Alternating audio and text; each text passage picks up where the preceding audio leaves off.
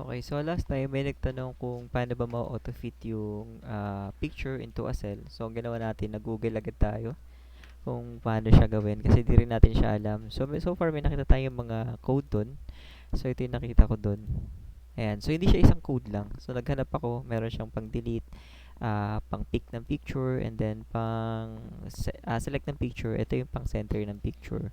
So, hindi siya kayang achieve ng parang isang basta code lang. So, nung nagawa natin to, so parang natuwa tayo dun sa auto-fit na picture, nagkaroon tayo ng idea na nag-create tayo ng panibagong Excel file, which is naka-create nga tayo nito.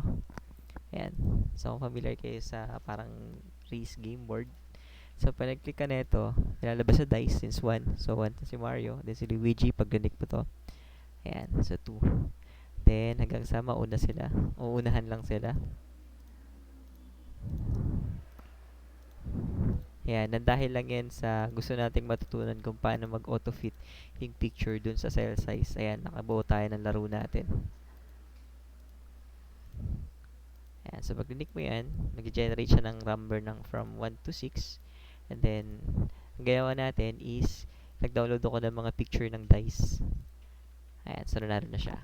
So yung pinagkukuha ng mga picture niyan is galing yan dito. So ayan, kung makikita nyo sa screen. Ayan. So, tinatawag na natin yan based kung ano yung lalabas na number from 1 to 6. Sa kanya kukunin dito yung picture. Reset natin.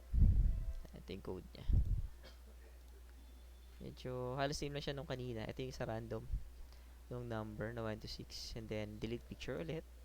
Insert picture. And then, select picture. And then, center picture.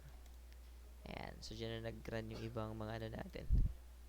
Code. So, gumawa tayo ng mga modules dito. Para i-call niya na lang. Yan, medyo mahaba-haba din siya. So, ayan.